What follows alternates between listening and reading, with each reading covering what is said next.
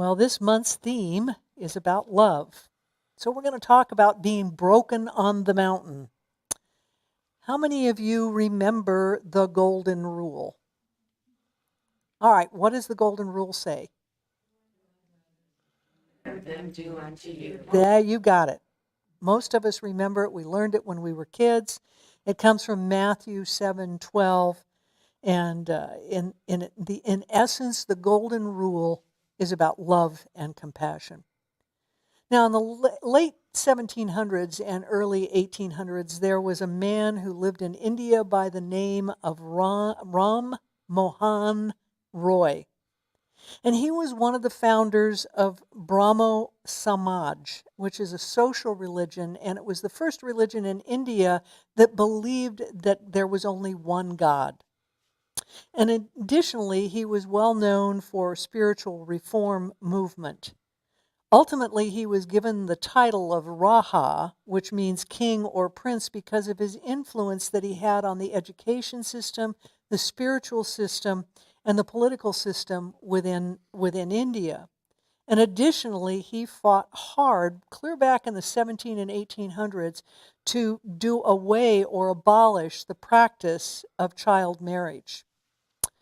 And he had many, many followers, and there were also those that weren't too fond of him or that detested him because of his beliefs and because of how he handled politics and religion. But everybody would gather whenever he came around. Whenever he was there, or people knew that he was coming into their village or going to be there, they would always gather and they would wait for him to step forth and wait for him to provide them with some shape or form of wisdom.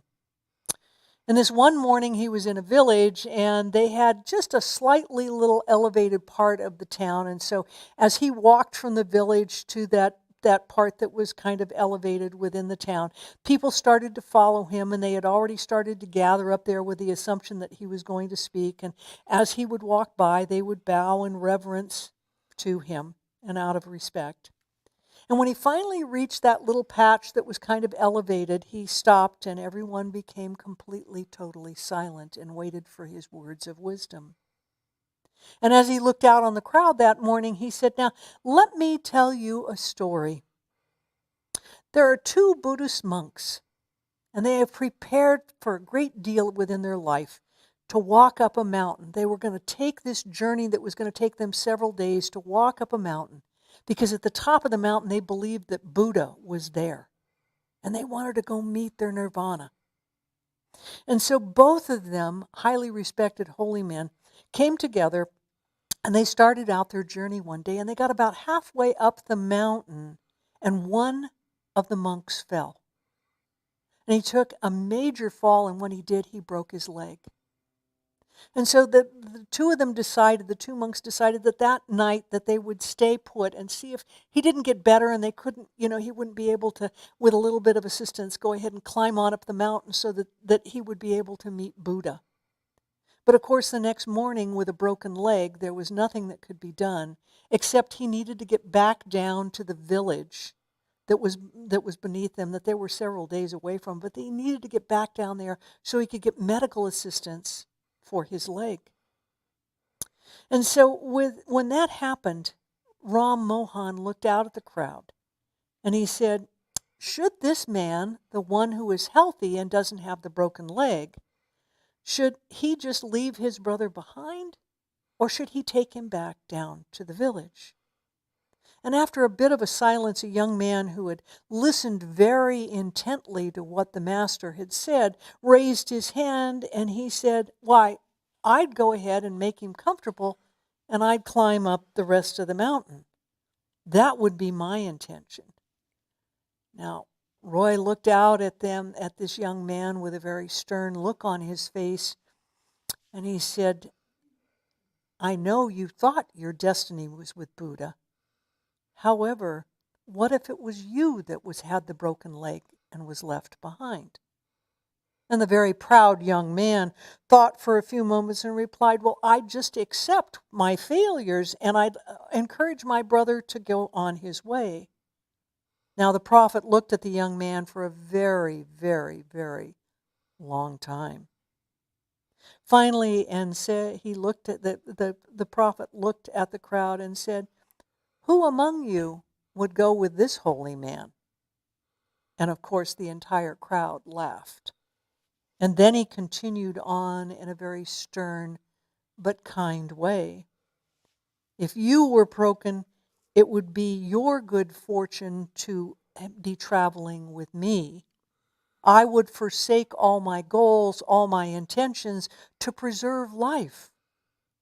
But if I were broken on the mountain, it would be my great misfortune to have traveled with you." And he pointed at the young man. And so the young man at that point knew that he disapproved of his answer. And finally the master spoke again, and he said, "You can make the mountain what you will, whatever you desire it to be, but it is any goal worth a person's life or even meeting the Buddha?" And then he asked, what if your journey is actually to discover that caring for another is the real summit for you in life? Some will leave their brothers broken on the mountain, and others will let their dreams go to preserve life. For in generations and errors that have shared of those broken along the way, when most are left behind, we have an era or a generation of cruelty. When most people, however, are cared for, we have an era or generation of compassion. And the prophet looked at the crowd and said, "Which are you? Will you leave others behind, or will you help them?" At some point in all of our life, all of us have been broken on the mountain.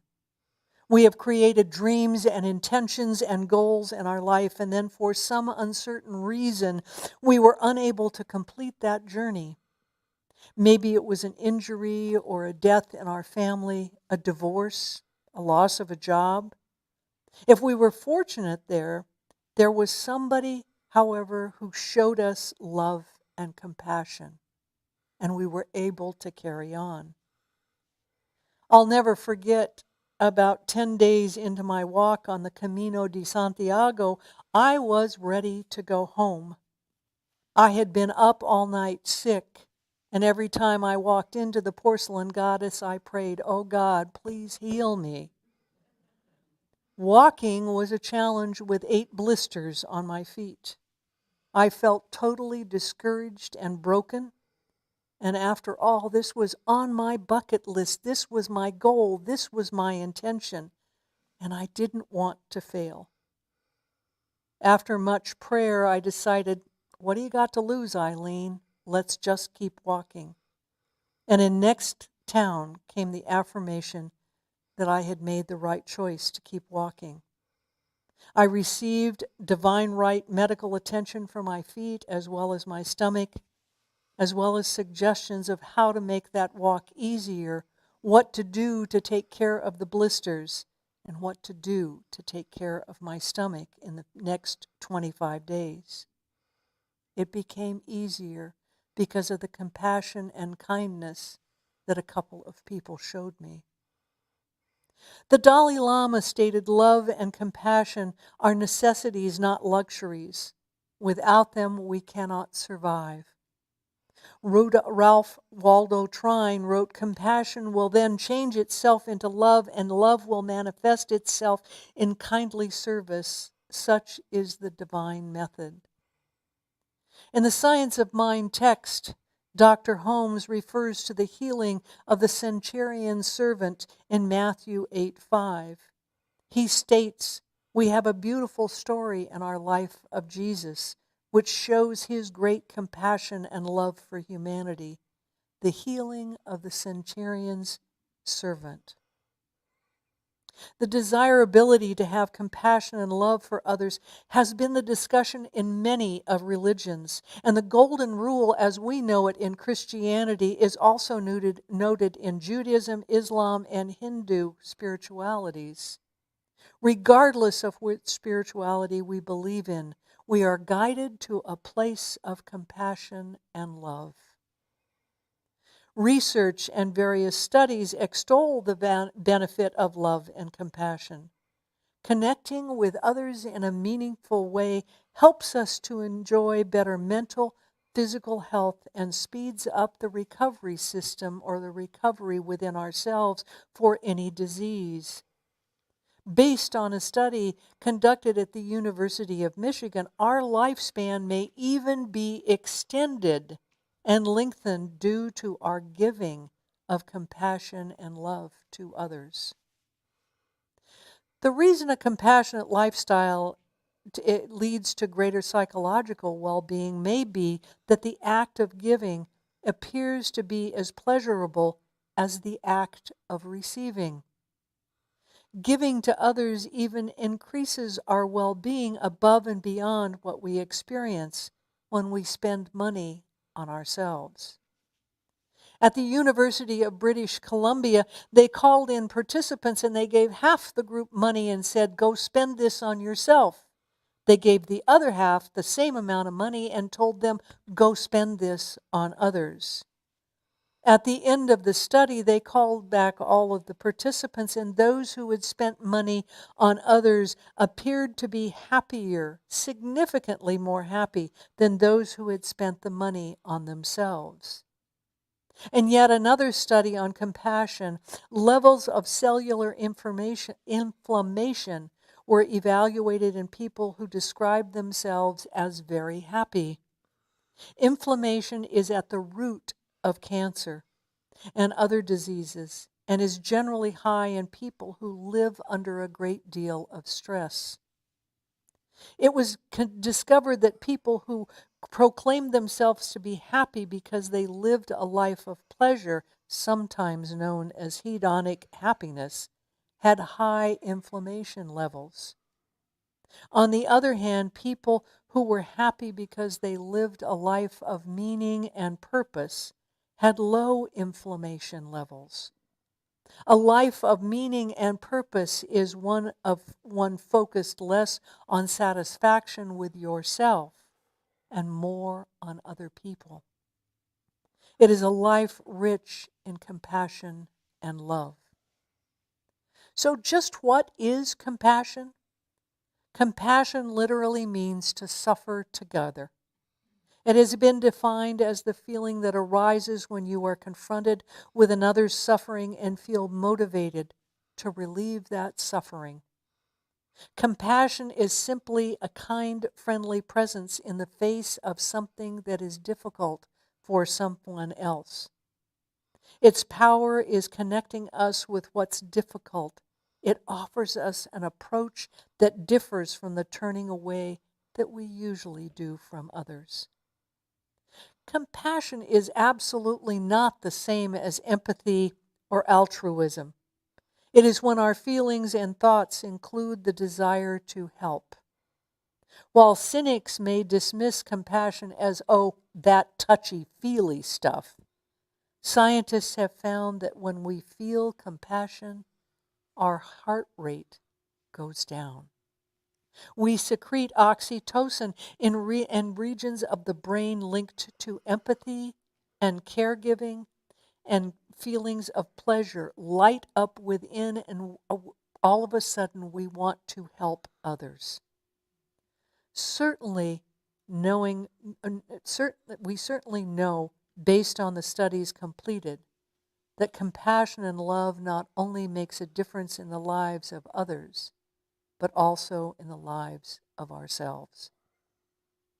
So just how can we become more compassionate and loving individuals within our communities, within our world? An article in Mindful magazine gave several practical and helpful suggestions of how to be more loving and compassionate and helpful to others. First, start by practicing self-compassion. We can't be compassionate and loving towards others if we're not compassionate and loving towards ourselves. Most of us have that darn harsh inner critic that judges us constantly for every mistake and everything we do.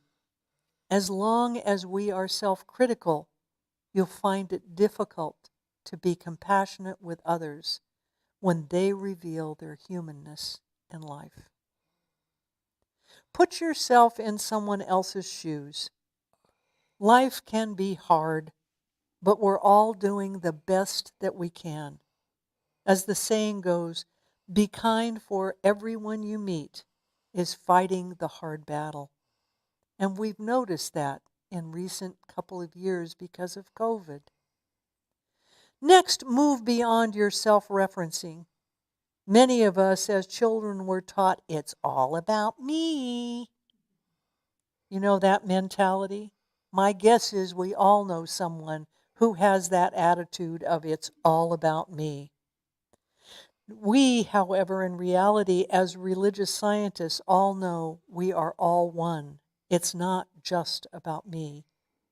Practice shifting your perspective away from exclusively thinking about how something affects you personally. This means expanding your awareness to make room for interconnectedness that unites us all as one. The next thought is to practice kindness without people-pleasing. The Dalai Lama says, "My religion is very simple. My religion is kindness." Some folks mistake people-pleasing and approval-seeking with kindness. Authentic kindness stems from a place of wholeness within, where there is no separation between the giver and the receiver. Whether you're giving gifts or granting forgiveness or bestowing love upon someone, true kindness blesses you as much as it does the other person. Next, relax your judgment. What if we could just let go of all dualistic judgments, that labels that we've been taught through the years or that we've embraced, right from wrong, bad or good or bad? Instead, trust life that has hard moments and everyone is doing the best that they can. Releasing judgments of others starts with letting go of your own self-judgment. I recently heard an interview on NPR of an author, and he said, our task is to race or to sprint towards compassion and to crawl towards judgment. I thought it was so appropriate. Listen generously. Dr. Rachel Naomi Raymond, who is a psychiatrist, teaches the practice of generous listening, and I love that statement. She says it's a gateway to compassion and a tool for healing. Most of us really don't listen. We're always interrupting, we're judging, we're thinking ahead. What am I going to say? What am I going to reply to this individual? And Rachel says listening creates a holy silence. When you listen generously to people, they can hear truth in themselves, often for the first time. And in the silence of listening, you can know yourself in everyone. Heal your own trauma. When we hold on to our unhealed trauma, we tend to traumatize others unintentionally. Just as the abused child ultimately sometimes becomes the abusers, our own inner turmoil tends to inflict outer turmoil on others. If you are in need of deep healing, seek out the support of a therapist, a spiritual counselor, or a life coach that can help facilitate your journey of healing and inner transformation. When you do the work to heal yourself and connect to your own soul, compassion is a natural byproduct of your individual healing. Practice presence. Try being fully present with everyone you encounter. This may take practice. Stop looking at your phone, ignore the television, stop humming to a song on the radio, stop trying to multitask or look around. Pay attention to the other person that's with you. Make eye contact. Notice body language. That will tell you a great deal of how the other person is feeling. See if you can really feel what the other one might be thinking beneath the words that they're sharing and they're speaking. And when you're truly present, your presence has a tendency to be experienced as compassion. Last but certainly not least, practice radical, and I mean radical, self-care. In order to truly offer compassion to others, we first have to give it to ourselves. This kind of behavior is not selfish. It's called self-care. Once you tend to your own needs, you can serve others from a place of overflowing love and energy and abundance. And when you feel good about yourself, you want to share your bounty with those around you because it not only uplifts you, but it uplifts them. Now, some of these suggestions that I've just shared may seem like a challenge, but I would say, remember that old adage or saying, how do you eat an elephant? One bite at a time. Pick one or two of the suggestions that I just gave you and focus on practicing it for several days.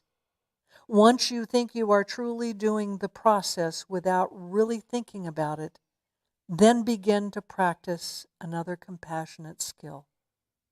Yes, it will take time. After all, however, like in creating muscle memory when you're learning a new sport, when you're learning compassion, you're creating compassion memory. Remember that as you change, others will change also. Wouldn't it be wonderful if we lived in a compassionate and loving society? It can happen, one person, one moment, one deed at a time. Whenever I think of compassion and love, I am reminded of the parable of Jesus in Luke 10 about the Good Samaritan. In the parable, a Jew was robbed and left nearly naked and wounded on the side of the road to die. Two highly respected spiritual men walked by and just kept walking out of their own fear that the robbers would attack them. Others walked by also, and then the Samaritan came along. Unlike those before him, he tended to the man's wound, he reclothed him, and he took him in town to the next village, and he took him to an inn, and he handed money to the innkeeper, and he said, "Here is for his care, and if I owe you anything else when I come back through, I will pay in full." Why this story is so compelling is that Jews and Samaritans were arch enemies. And yet the Samaritan was the one who extended compassion and care and an act of kindness. He truly was his neighbor's keeper. Our founder, Dr. Ernest Holmes, stated, "Love points the way, and love makes the way possible." We know that law is mind in action, and what we think is what creates.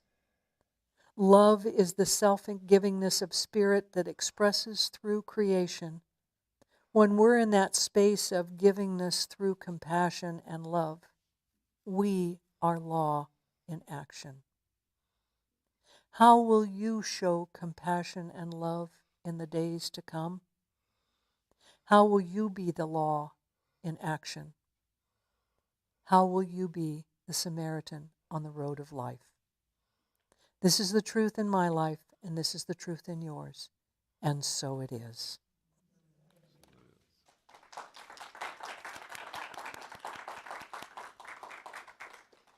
Alan. Happy Mardi Gras.